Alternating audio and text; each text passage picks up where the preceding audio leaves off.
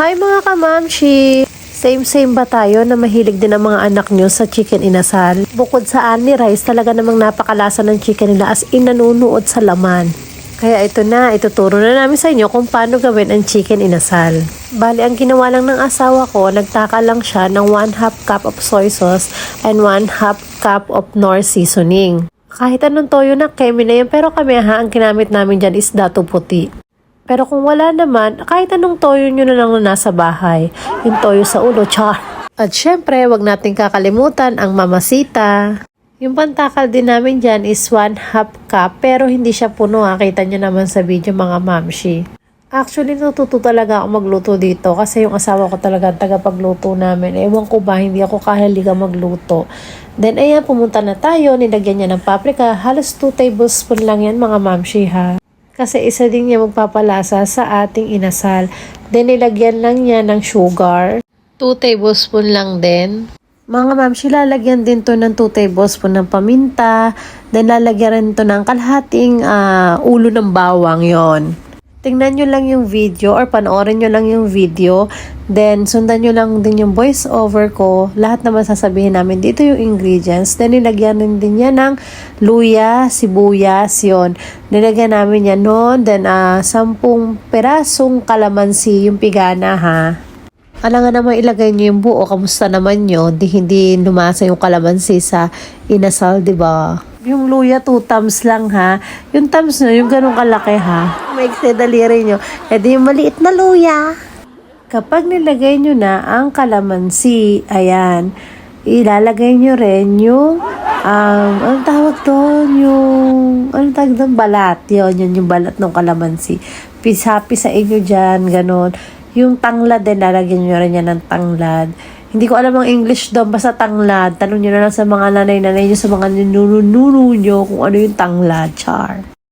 Kasi yan yung pagbabara natin ng chicken inasal natin na talaga namang napakasarap. As in, masarap siya mga mamshi kung nakapanood nyo doon sa video ko nung una yung kumain ako. Ang sarap talaga niya. Yan, huwag nyo kakalimutan yung Sprite. Yan yung mas masarap ding pampalasa.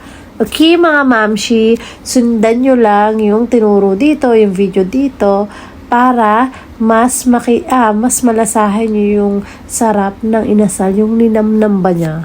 Huwag nyo kalimutang haluin ha mga mamshi. Yan, yung pagkakamay-kamay na yan, huwag nyo kalimutan niya.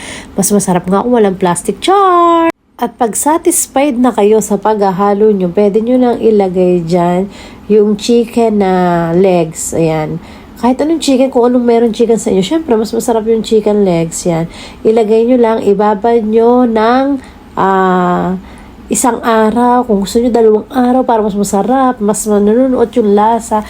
Pero dyan, nanunuot na talaga yung lasa ng pinaghalo-halong yon ha, mga mamshi. Napakasarap talaga niya. Promise. Alam niyo mga mamshi, habang nagbo-voice over ako, katabi ko dito yung asawa ko, tawa siya ng tawa. Kasi sinabi ko na 1 araw. Pero sabi niya, pwede na daw 4 hours or tawag dito. Ano sabi mo, daddy? Overnight. Overnight yun. Pwede na daw overnight.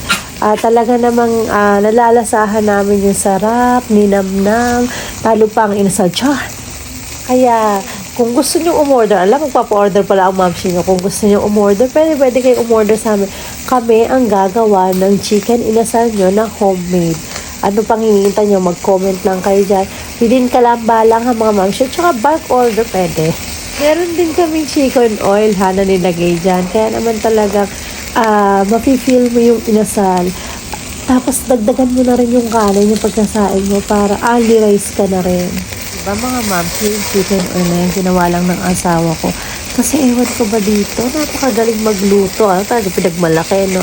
Pero tingnan nyo pag umorder kayo sa amin ako, ewan ko lang kung hindi kayo masarapan. Ayan na siya mga mamshi, sobrang sarap. Tingin pa lang, ulam na mapapa Thank you for watching mga mamshi. Don't forget to follow for more videos para lagi kang updated sa aming video. Thank you. Bye-bye. Mwah! Na-videohan kanina yung pagluluto niya. Pero minarinate niya to. Yan na yung kinalabasan.